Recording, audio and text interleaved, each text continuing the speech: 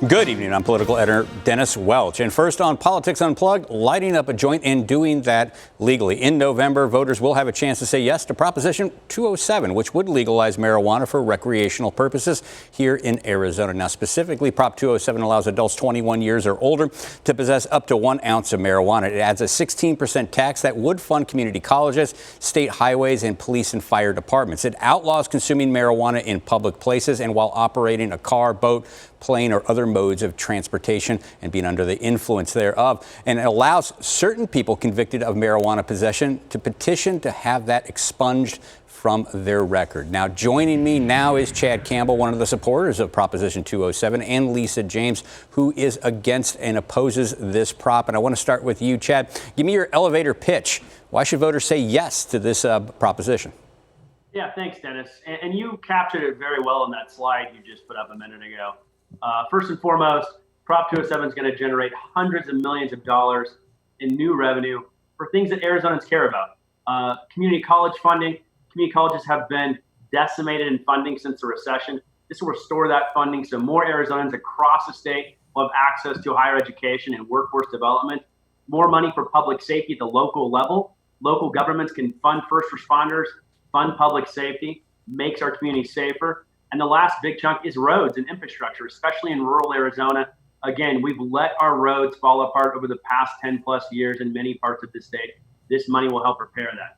And the second part of this is it will be one of the best laws passed in the country in terms of making our communities safer. It'll free up police to focus on the things that matter, violent crime, the hard drugs, and it sets in place very strict regulations around the marketing, child-proof packaging, banning smoking in public places.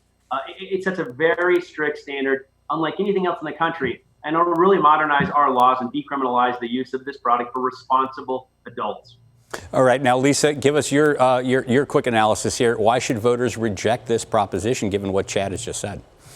So Prop 207 is 17 pages of sweeping changes to Arizona laws that will be virtually impossible to change due to voter protection. And what this means is that this is not about simply decriminalizing marijuana use or making it legal for recreational use, but this is about creating a marijuana industry here in Arizona. And I want to point out, you mentioned that it prohibits use, but it doesn't prohibit use of marijuana in public. It only prohibits smoking marijuana in public. We all know that there are other methods to consume marijuana via edibles or vaping. And it will also, we are going to be bombarded with commercialization of this. It will be advertised on every format available, including social media, where our kids are spending more and more time. It's going to weaken our DUI laws. It's going to increase use by our kids, fundamentally changing some for the lifetime in their brain development. And it's going to make it harder for our employers to keep a drug-free workplace. All right. Now, first up, let's start with you here, Chad. I want to talk to you about this right now. Obviously, last I checked, still a federal crime to possess marijuana, to use marijuana right now. By passing this, doesn't this create a big new industry, but also kind of create a legal gray area, given the fact that the federal government still looks at this as a crime? No, not really. I mean, many states have already passed this. We're behind the times, actually, compared to our neighbors. Most of our neighbors in the West have all passed legalization already. We're falling behind, both in terms of how we handle criminal justice, as well as our economics on this product. I mentioned the revenues coming in. So at some point, the federal government is going to catch up with what the states are doing. Of that, I have no doubt. There's numerous bills in Congress already being presented to legalize the personal use of marijuana. So I don't see a problem there. None of the other states have had problems. And in fact, again, like I said, we'd be catching up to many of the states around us. And I want to say our law is better than the states around us. We've taken the best of all of the states and put it into one comprehensive package that does this in a very smart, responsible way. Yeah, and Lisa, what are your thoughts on this? You know, some people do say, like, look, this does create this legal gray area, given the fact that the federal government still outlaws the possession of marijuana.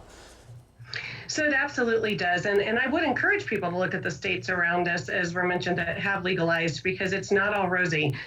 There are increased traffic fatalities involving THC in the system. There are people that are admitting to driving stoned every single day on our highways, on their highways. The black market has increased, not decreased. There are lots of problems, increased emergency room visits by children and babies being born with THC in their system.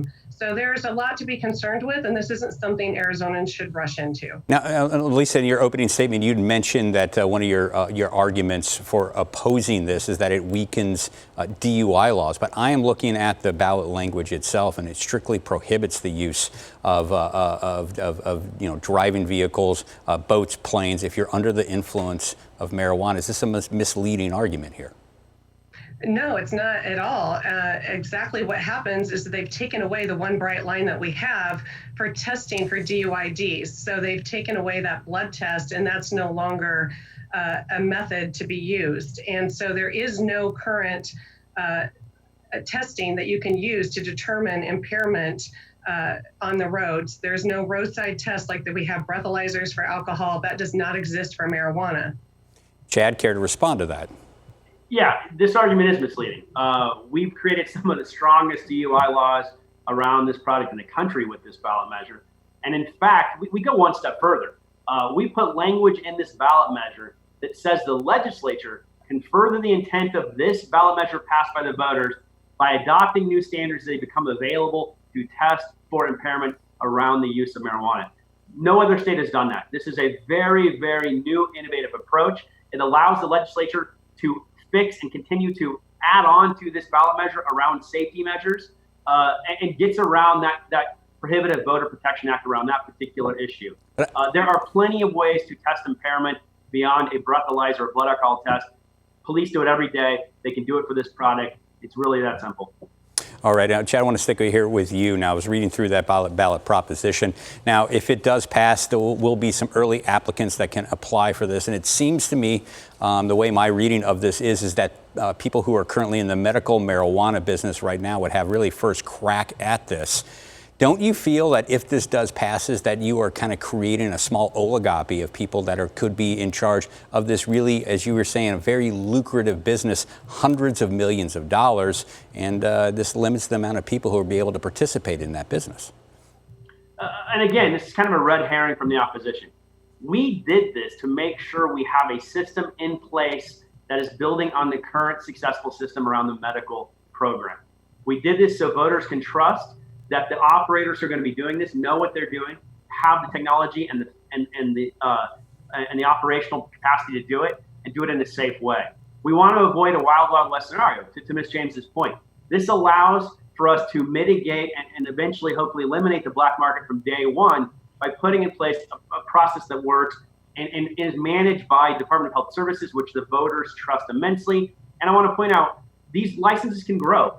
This isn't a hard cap. There will be licenses available from the outset. We set aside 26 licenses for social equity purposes as well. This will grow with the population, but it'll grow in a smart way and will prevent every street corner from having a dispensary, which no voter wants, and that's why we did it the way we did it. All right, and Lisa, this is the final question. I'll just go to you on this. Now, there's been a lot of talk throughout here in Arizona and really across the country about criminal justice reform. Why is it not a good thing then to decriminalize marijuana and stop putting people, potentially behind bars for possessing or using this? Well, a couple of points there. One is it's very hard to be put behind bars just for use or possession of a small amount of marijuana. There are less than 200 people in the entire criminal system right now that are in prison just for simply possessing marijuana. You have to work really hard for that to happen to you. But what I would like to say is that in addition to that, you don't need 17 pages of new laws to simply decriminalize marijuana. That could be done in one page, two at most. But also, I would like to point out that this is very much about enriching the current medical marijuana dispensary owners at the expense of the Arizona taxpayers and voters. This is going to alter the current medical marijuana regulations. It converts medical marijuana dispensary holders that now receive this dual license. They no longer have to employ a medical director, and they move from not-for-profit to for-profit. So this is very much about taking the people that are involved with big marijuana who have funded this initiative to the tune of millions of dollars and lining their pockets at the expense of the Arizona taxpayer and making it virtually impossible to change that. All right. Unfortunately, we are going to have to end it there. I'd like to spend the rest of the show actually talking about this. There's a lot to go over, but thanks a lot for joining us here today. And next on Politics Unplugged, we are taking you to another major 2020 race, and that's the Maricopa County Attorney race. The county attorney's race is in the spotlight this week after a decision on whether to charge a trooper involved in a deadly shooting. And the county attorney's race took center stage this week after a big decision from County Attorney Pollster on a deadly police shooting here in the Valley. Deon Johnson was shot and killed by DPS trooper back in May. The family's attorney says the trooper had more than a dozen complaints in his file, and there is no body camera video of the shooting. But this week, Adele decided not to file charges against trooper George Cervantes. We talked to her earlier in the week about why she made that decision. Mr. Johnson grabbed the trooper's vest, and then he reached for the hand where the trooper was trying to reholster his gun because he said to Mr. Johnson, "Stop resisting or I have to shoot you." But he grabbed for the gun, and that's where the second struggle ensued, and the trooper was in fear for his life at that point. Now, the decision not to charge Cervantes got heavy criticism from Adele's Democratic challenger in the election. Julie Gunnigal released a statement saying there will never be equal justice as long as county attorneys like Adele politicize prosecutions. Julie Gunnigal is joining us now. I want to ask you, from what you know, what you've seen from this case, would you have pursued charges against this DPS officer? Sure. So first, I mean, that's not necessarily for someone to say at this stage. But what I have said is that what happened with Deon Johnson was not justice. And what we need is a fair and transparent process. We know that the process wasn't transparent. It was made by a group of individuals who are all subject to NDAs. And we know that it also included but a mere Google search of the trooper's background. And that's not a thorough process either. So to be clear, you don't know whether you would have went forward and pressed charges in this case, correct? No, that's correct. The big improvement that we need within this office is to build community trust. And it's when we have a process that we can be proud of and that has integrity, that's how we get to these just resolutions. So this did involve, again, a black man. Do you think this falls into systemic racism? You have something on your campaign platform dealing specifically with that issue. Is that something that you think this falls into? Well, I mean, potentially. We need to acknowledge, and in fact, a recent survey showed that over 90% of Arizonans know this, that people of color in Arizona are treated differently at every stage of the criminal justice process. And even a recent report that came out of the county attorney's office showed that we have some of the biggest racial disparities in policing and sentencing in the nation. And that's gone unaddressed by our current county attorney. Yeah, and like I said, you've laid out several points here on how you want to grapple with this issue. How much of this is going to be on your part, like changing policy, and how much would it be you spending time down maybe at the legislature looking for new laws, lobbying, pressing for new laws from state elected officials? Right. I mean, it's got to be a little bit of both. I have been impressing upon people this election to understand the power that the county attorney has, because in this position is the discretion to charge any of the felonies that happen inside Maricopa County and all of the misdemeanors in our unincorporated areas. That alone is an enormous amount of power vested in one person and vested in an office that has been historically not transparent. And again, so like I said, Alistair Adele had replaced Bill Montgomery. Bill Montgomery had spent a lot of time down at the legislature. Sounds like you're going to be down there pressing them too. What would be the number one thing you would do, the first thing you would do? Let's say you're elected January 2021, the legislature meets for a new session. What are you down there? What's the priority next year? Sure. The priority would be sentencing reform. Listen, your county attorney can help control who comes into our criminal justice system, but the fact of the matter remains that we waste an inordinate amount of money in our criminal justice system, locking people up for sentences that exceed other parts of the nation. That's why we're the 5th largest incarcerator in the country, 8th largest in the world, and it's something we should be pressing our legislature for. We need to be responsible with our criminal justice dollars in a way that will keep us safe and save us money. Yeah, also, you've talked a lot. I saw on your, on your platform, you also talked about ending private prisons. How do you, go about doing that? This is this is an industry that has grown here in Arizona, and it does have a lot of influence down at the legislature. Absolutely. And I think that also goes to one of my primary policy platforms, which is the corruption in our government. Listen, we have folks taking money from the private prison industry who go and vote for legislation that raises our mandatory minimums and puts folks in prison for longer. One of the things that sentencing reform and a county attorney who's committed to reform can do is help starve that beast, because right now we are so out of pace with the rest of the nation in what we spend in criminal justice. We spend more in our prison industry than we spend in our world-class university system in Arizona. That is a misplaced priority. So let me follow up. You mentioned corruption at the legislature. Now you've specifically talked about ending political corruption. You said you want to set up a special prosecutorial team to root out corruption. That seems like are you aware of some sort of corruption that is going down that is illegal, that is prosecuted, that you can prosecute, that we're not aware of? Well, I mean, again, commenting on any specific case would be inappropriate, but I still see a misplaced priority in this office. Listen, this office has had a unit that was designed to deal with political corruption. And one of the first things that our current unelected county attorney did was disband that unit.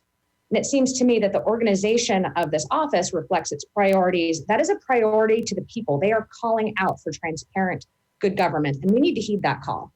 All right. Well, I'm being told that is all the time we have for that. I'd like to be able to sit down and talk with you a little bit more, but thank you very much for joining us. It's Julie Gunnagle, Democratic nominee for the county attorney here in Maricopa County. Thanks a lot. Thank you. And still ahead, who will win Arizona? Polls are showing very mixed messages right now. We're breaking down some of those polls next on Politics Unplugged.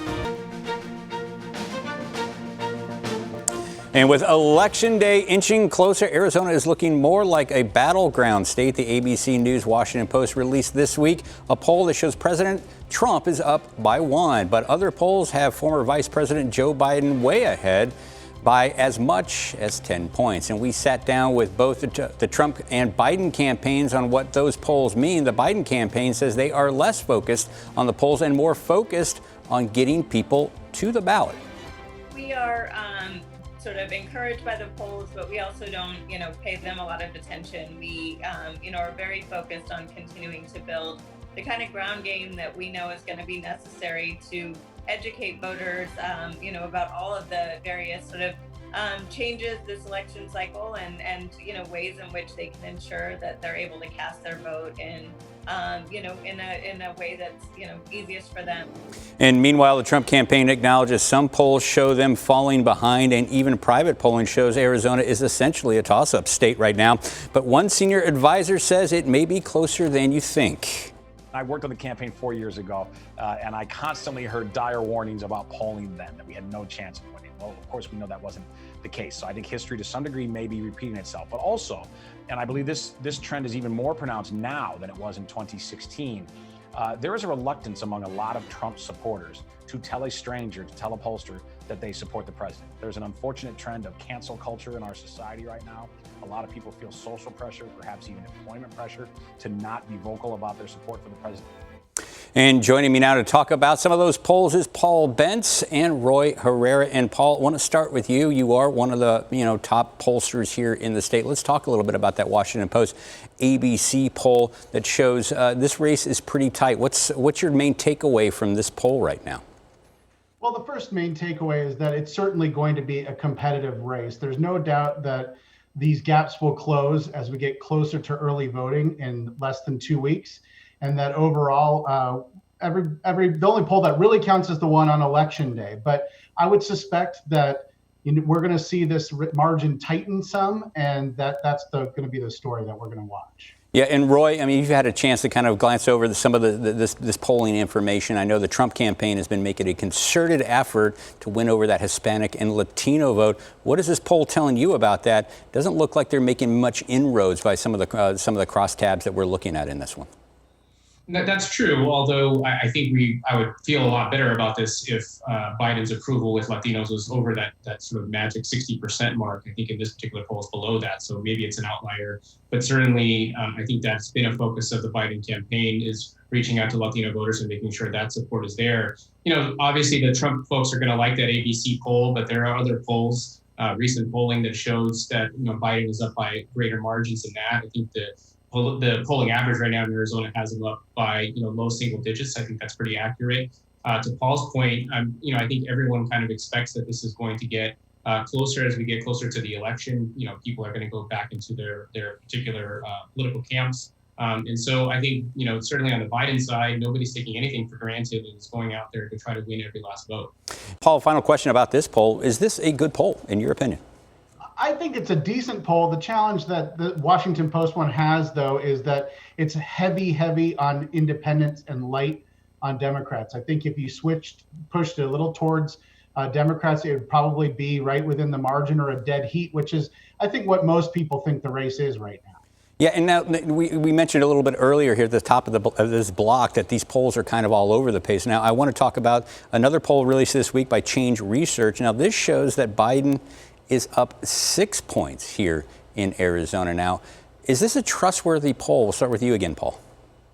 Well, it's an online poll, and it only had 262 voters in the state of Arizona, which is more than a 6-point margin of error. So using their own margin of error, it's a dead heat as well. But I don't trust online polling. You don't know who's taking it or who's clicking it. And you got to be a little bit passionate to be willing to do a poll online, as opposed to being approached or called at home and talk to an actual likely voter. Yeah, and Roy, I know you've talked about the polling averages. I know you probably put a lot more stock in those, but when you see polls like this research poll out there, does this raise any red flags for you, or are you confident in these results here? Well, I mean, it is a much different poll than the ABC poll. I think the kind of theme that I'm struck by in all of the polling I've been looking at is the amount of enthusiasm that's out there against President Trump. We're seeing that, as well as his disapproval rating being above 50%, as something that is consistent in all the polling. And I think that is going to make things difficult for President Trump, because I think a lot of people have made up their mind against him. All right. Now, we got about a minute left, and I do want to kind of just end on this. I mean, Paul, just judging from all the polling information out there, where is Arizona right now in terms of this presidential race? Where do you think the voters are? Well, besides the ABC poll, every other poll I've seen has shown a slight lead for Trump or for Biden in most of the races. I suspect that's a 2 or 3 point lead, but then you look at the shy Trump voter, that's a real thing. And those folks are probably not willing to share with the pollster. So we really are looking at neck and neck. And so that means it will come down to turnout. And Roy, I'll ask you the same question, but I'll also ask you this. Do you really think there is such a thing as a shy Trump voter? Well, I'm not going to disagree with Capital's best pollster, Paul Bence, here, but I do think this idea that there's this silent majority out there is a bit of a misnomer. I heard the Trump officials essentially argue that that's what happened in 2016. I think if we look at the polling in 2016, that polling wasn't that far off, much to my chagrin, with the final results of the presidential. And so I'm skeptical that there's a significant number of voters out there that aren't, answering that question when they're responding to polls. But nevertheless, Arizona is going to be a very tight state no matter what. And we've certainly seen that with both campaigns putting a ton of resources into the state. All right, we're going to have to wrap it up right there. Thank you very much, as Paul Bence and Roy Herrera. And that is all the time we have tonight. But be sure to join us next week for more Politics Unplugged.